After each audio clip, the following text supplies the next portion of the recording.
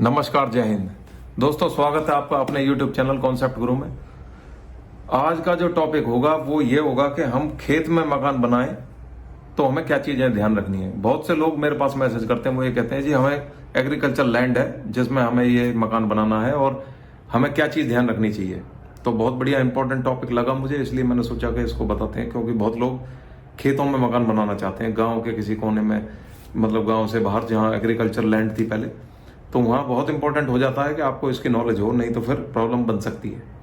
दूसरी चीज ये कि अब हमारे 1 लाख सब्सक्राइबर कंप्लीट हो चुके हैं, तो मैं आपका तहे दिल से धन्यवाद करता हूं और मैं उम्मीद करूंगा कि आप ऐसे ही मुझे सपोर्ट करते रहें।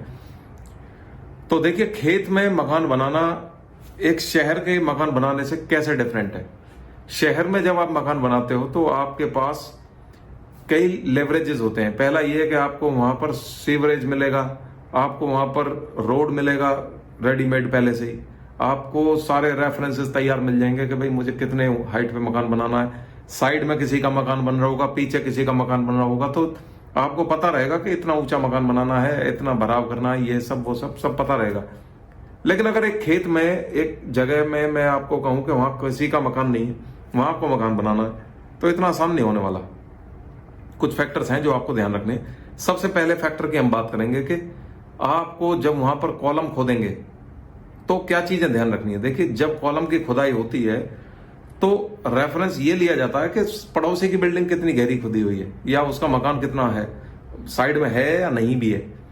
तो जब आपके आसपास किसी का मकान ही नहीं होगा, खेत में आप मकान बनाओगे, तो भाई आपको पता ही नहीं होगा कि खुदाई कितनी करनी है। कल को पता चला कि आपने खुदाई करी और उसमें जब आपने साथ के खेतों में पानी लगाया तो मिट्टी बैठ गई नीचे, इसलिए ये बहुत ही मुश्किल हो जाएगा आपके लिए।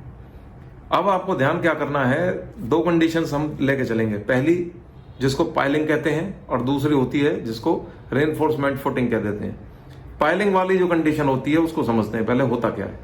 पाइलिंग में होता क्या है कि जो हमारा जो फाउंडेशन होती है, यानी जहां हमारा कॉलम जहां से स्टार्ट होते हैं जमीन में, उसमें छेद करे जाते हैं, जमीन में गहरे गहरे छेद करे जाते हैं मशीनों के द्वारा, और उसमें कंक्रीट भरी जाती है, सरिये नीचे तक पहुंचाए जाते हैं, और ये अमूमन वहां करा जाता है जहां मिट्टी बैठने के चांसेस होते हैं।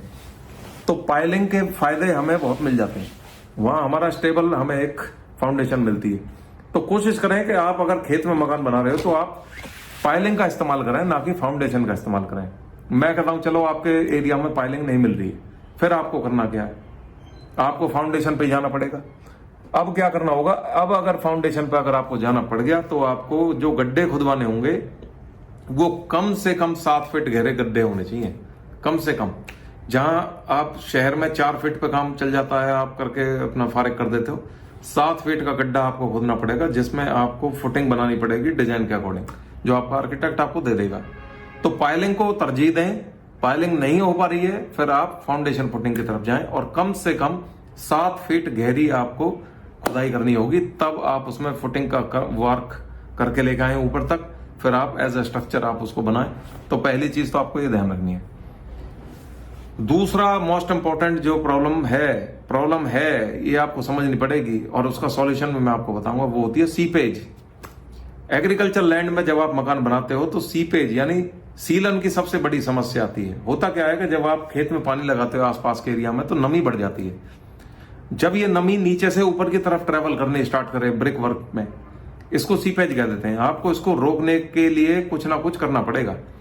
इसका सबसे बढ़िया तरीका क्या होता है कि आप जो ग्राउंड बीम डालते हो उस ग्राउंड बीम को कम से कम 1 फीट का बनाएं। यानी जब आपने अपनी बाउंड्री वॉल कर डाली, मिट्टी भर डाली, अब आपको मकान की नींव मतलब आपको दीवारें स्टार्ट करनी है, तो अब आपको सिंगल ब्रिक लाइन डाल के बीचों बीच जहां जहां आपका नक्शे की दीवारें आ रही हैं वहां आपको एक बीम डालना होता है।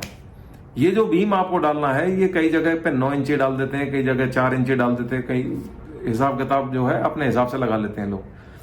अगर आप एग्रीकल्चर लैंड में बना रहे हो तो आपको 1 फीट यानी 12 इंच की हाइट का ही बीम डलेगा और चौड़ाई 9 इंच कम से कम होनी चाहिए। तो 12 बाई 9 का बीम आपको डालना है, तभी वो सीपेज जो होगी कंक्रीट में से पास नहीं हो पाएगी, रुक जाएगी। नहीं तो होगा क्या, आप सीलन को रोक ही नहीं पाओगे।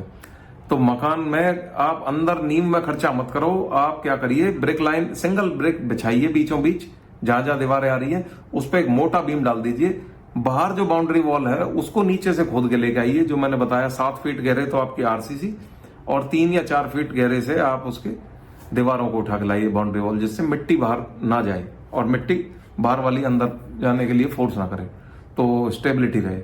और फिर इसके ऊपर ये पूरा बीम आपको 1 फीट बाय 9 इंची का डालना है। फिर उसके ऊपर आप अपनी दीवारें स्टार्ट करो।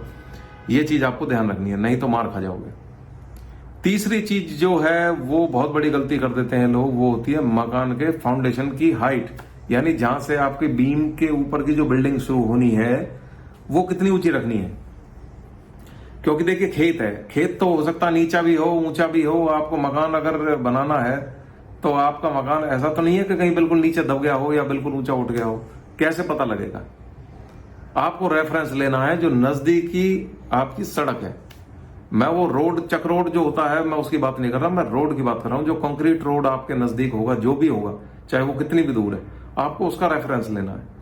फिर आपको ये देखना है कि वो रोड जो है वो आपके मकान के रेफरेंस में कहां रहा है। उसको कैसे चेक करते हैं? हालांकि इसके लिए सर्वे होते हैं, थियोडोलाइट से सर्वे हो जाता है। अगर नहीं हो पा रहा है और आप बिल्कुल ही मतलब गांव के देहाती हो और बिल्कुल आपके पास कोई चीजें नहीं है, कोई फैसिलिटी नहीं है, मैं मान लेता हूं ऐसा कि मैं भी देहाती हूं भाई। मैंने जब गांव में मकान बनाया तो मेरे पास कुछ भी नहीं था, ना कोई फैसिलिटी था, ना कोई चेन सर्वे था, ना कोई थियोडोलाइट वाला था, ना कोई इंजीनियर था, ना आर्किटेक्ट था। मैं खुद आर्किटेक्ट था, तो कहां से लेकर आता मैं? तो जाहिर सी बात है उस टाइम पे आपको अपने इंस्टिंक्ट्स पे भरोसा करना है, यानी आपको अपने खुद की जो नॉलेज है उस पर भरोसा करके चलना है। अंदाजा आपका मजबूत होना चाहिए। फिर आपको यह देखना है कि रोड जो है वो रोड से मेरा मकान 2 फीट ऊंचा होना चाहिए। आपको रोड का रेफरेंस मिल गया लेवलिंग के थ्रू, और आपको जब फाउंडेशन बनाना है अपनी जो जिसको हम ग्राउंड बीम कह देते हैं, वो आपका उस रोड के लेवल से 2 फीट ऊपर होना चाहिए।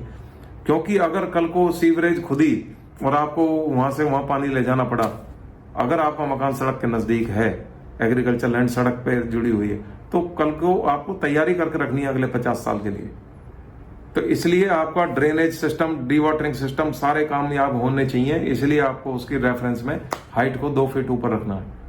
और अगर यह है कि मकान बहुत ही अंदर गहराई में बन रहा है, जंगल के अंदर बन रहा है, कि सड़क का कोई नाम निशान नहीं है, फिर आप कितना भी रख सकते हो, कोई फर्क नहीं पड़ता।